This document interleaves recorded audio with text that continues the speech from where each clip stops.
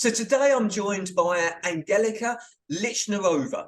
Angelika is the Managing Director of Dynamic Conferences and Events, which is a full-service conference and event management company. So welcome, Angelika.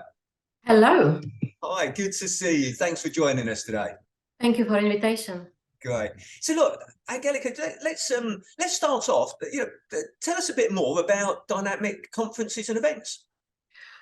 As you've said, Dynamic Conference and Events is a full service event management company, which basically means that we project manage our events. We take the brief from the client, we do the research, we do contracting, negotiation, budget management, everything a project management involves.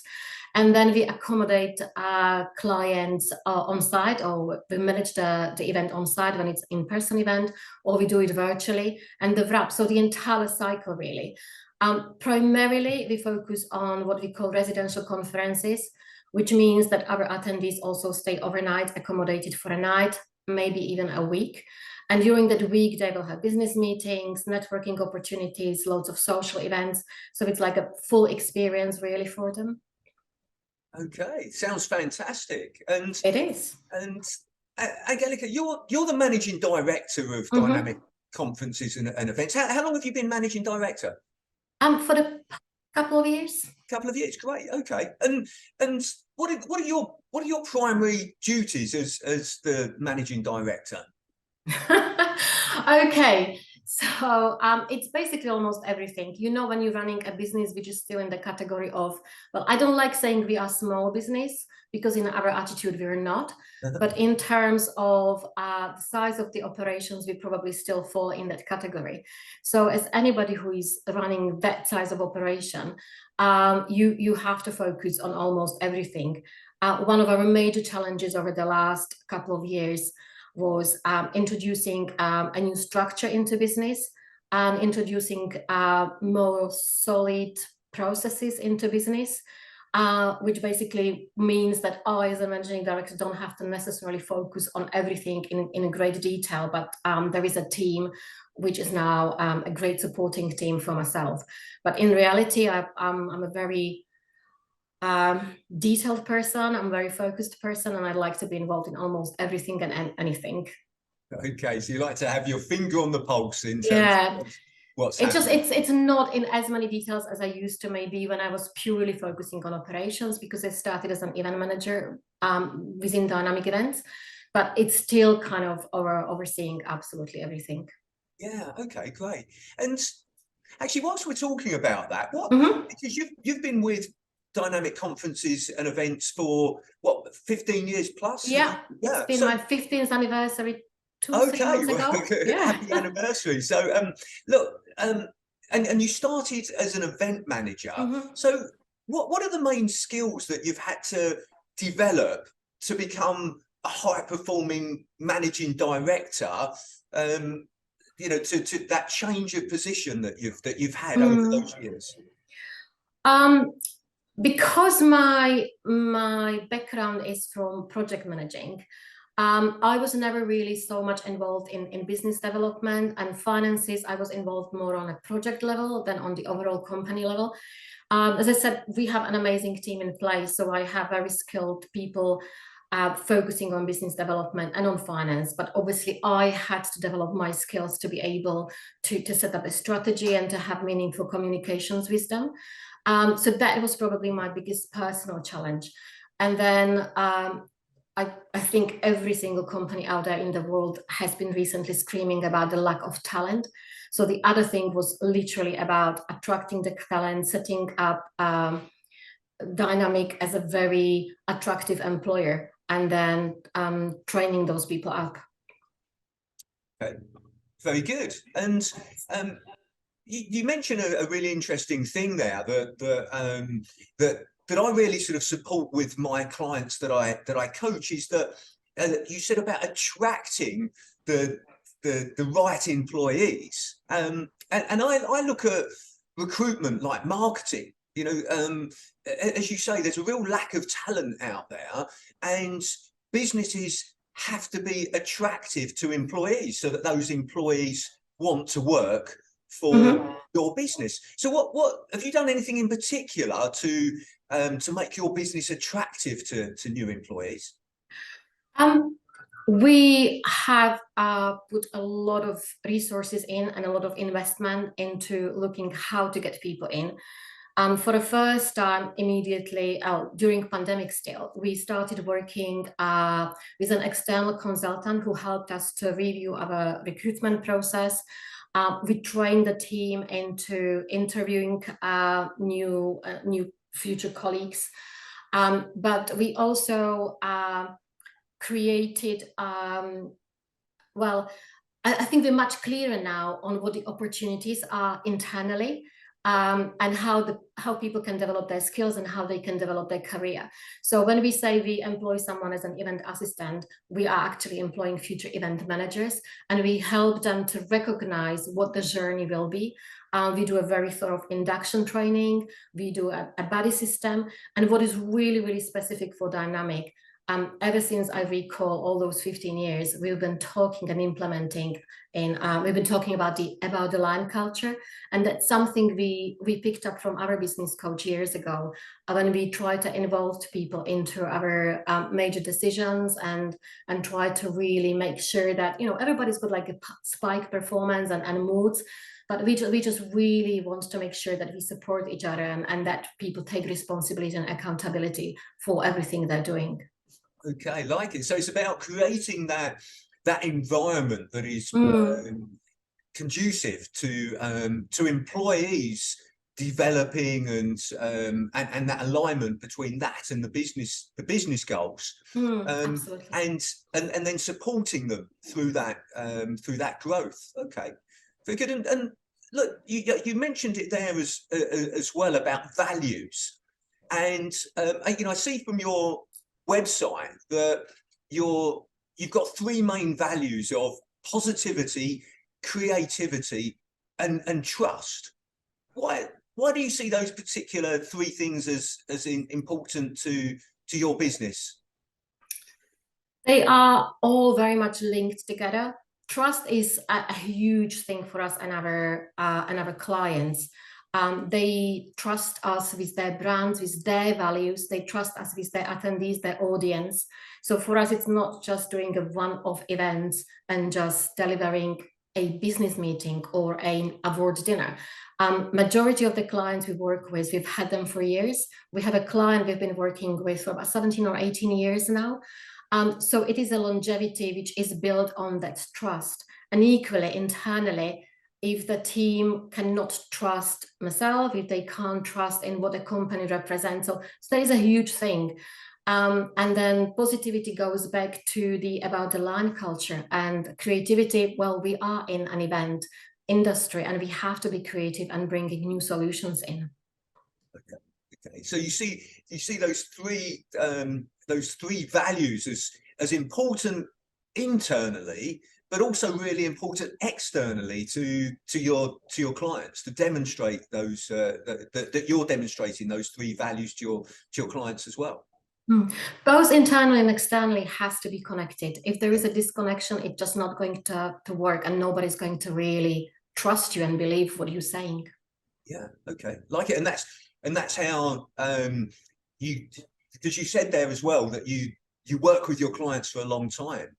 So actually demonstrating those values means that your clients come back to you for repeat business, and I would I be right in saying that also refer you to fellow business owners as well, because they can see that you're demonstrating the values? Referrals are our major focus. We always ask for referrals. We're not ashamed or scared to ask for referrals from our clients. It is the best way how to be introduced and how to get new business in. And definitely we have a number of clients we work with now which were referred to us, or we were referred to them. Yeah, no, and I always say to my clients that the best and easiest business to win is repeat business. And then second only to that is then introductions and referrals. So it's really worth focusing on those, as you quite rightly say. And out of interest, Angelika, who is your ideal client? Who are you sort of targeting? When I was talking about residential conferences, that the really kind of a niche market we started operating within was international networks. And those would be networks that provide B2B professional services to their clients. So whether it is lawyers or financial services. What happened to us during pandemic is that I mean, we've done a lot in terms of marketing and building new skill sets during COVID, but that opened a lot of new doors for us. So now the kind of the net widened, and also in terms of the base of clients, but also in terms of what services we provide. So we work with manufacturers, we work some really big household names. Though primarily, I would say international networks is still where we feel the strongest. Okay. And Angelika, you mentioned there about the pandemic and COVID. You know, the conference and events industry was significantly impacted by that. You know, what was the impact on your business during and your industry during that time? The impact on industry was, as you said, huge. A lot of businesses temporarily ceased operations or closed down completely. We lost loads of talent because people decided not to work in event industry anymore. It wasn't giving them enough assurances for futures. The major impact, I think, was the extreme speed in which technology developed. So it enables us to move from in-person into virtual and then hybrid events. I already mentioned the loss of the talent, but it also has the impact now through our own awareness of what impact industry has on our world. And the next challenge that we're facing right now is running sustainable events in a way that is as responsible as it is allowed right now. Okay, interesting. So, there's a significant impact during the pandemic, but you know, from what you said there, there's also some great learnings as well in terms of how adaptable and how you can change, but then also looking to the future for sustainable events as well. So tell me a little bit more about sustainable events. I'm really interested to learn more about that. The truth is that event industry is one of the biggest baddies, if I can use that word, when it comes to impact on environment, because people have to travel. There is the energy consumption. Even now when we talk and it's virtual, there is still an impact on the energy consumption. It's creating waste, etc. With everybody being so cautious on what impact our everyday life have on our planet and on our future generations, we really, as an industry, have to find ways how to be more sustainable and more responsible. There's a lot of initiatives out there and a lot of things taking place. I've mentioned it before that even though we are small business, we have this attitude of a large business. So we really see ourselves taking a lot of activities. We already EcoVadis certified. We are now going through a process through external consultancy when the entire team is being trained on how to deliver events responsibly. And that's just a start of the journey. You either get on the train now or you just keep running behind it forever. I like that. So constantly looking forward. That's exactly what I say to my clients, is that we always need to be looking forward, to the future. We can't change the past, but actually we need to look to the future and see what upcoming changes are happening, what's important, and how our industry is going to be affected by that, and even my industry as well. So what aspirations have you currently got for dynamic conferences and events? How do you see the business in the future? We are we're talking about the growth, and we are kind of on a line of a growth. We've got a very tangible plans in place.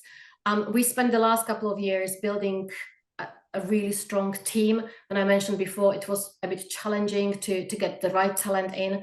So right now we are building a new set of skill sets.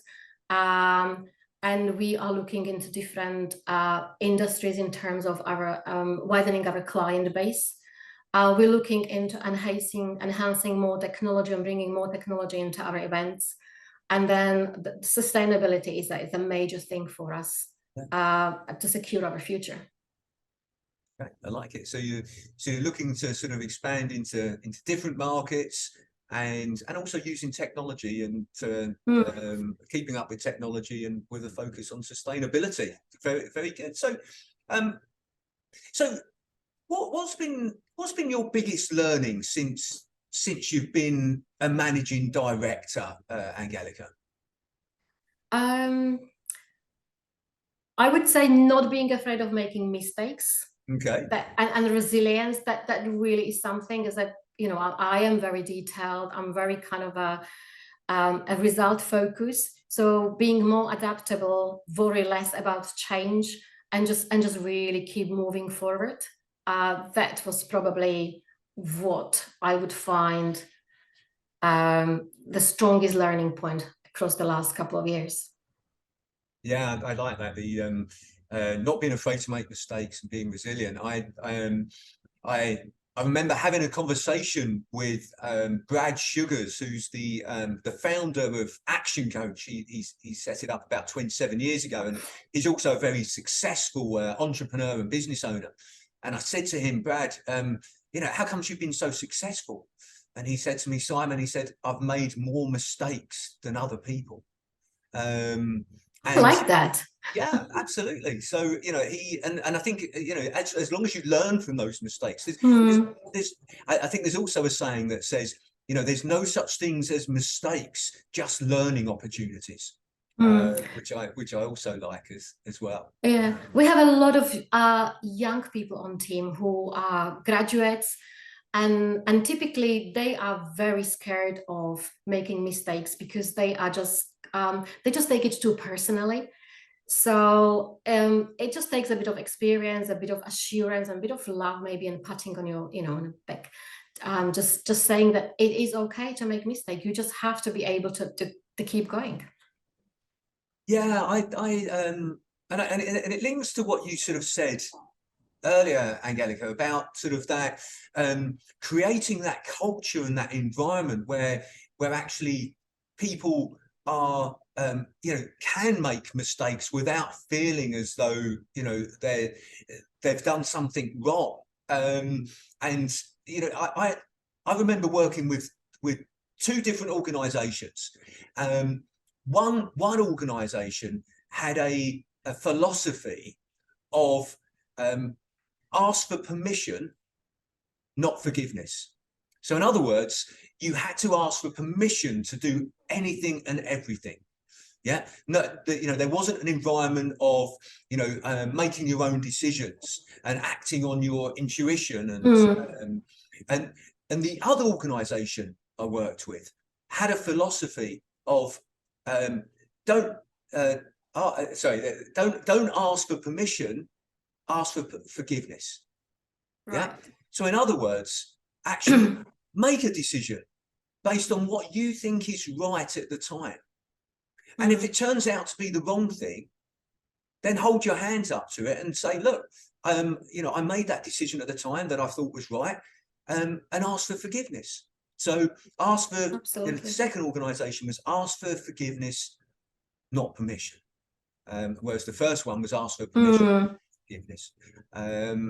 And there's a lot more leadership around that as well. You know, we had an environment of command and control leadership. But we've moved very much into an era now with leadership of you know, trust and inspire. So it's about, and you use that in, you know, the values that you set down. I just wanted to say that just brings us back to inspiration and trust. Yeah, exactly. And the things that you said earlier about positivity, creativity, and trust, which are the, you know, the three key values of dynamic conferences and events. So, and look, Angelika, one final question I Mhm. always like to ask people is, if you could go back and speak to an 18-year-old you, what would be the best advice that you would give yourself? The truth is that my 18 years old me would not listen anyway. Honestly. But I would just say probably the same that I keep telling my younger colleagues on team. And I just would say, just chill and breathe. And, you know, just you'll be fine. You'll be fine. I like that. I like that. Yeah. So yeah, just take things in your stride. You'll work things out. Yeah, I like it. Yeah. Okay, Angelika, I really appreciate you taking the time to speak with me today and sharing more about dynamic conferences and events and also about your journey as well. So thank you very much. Thank you.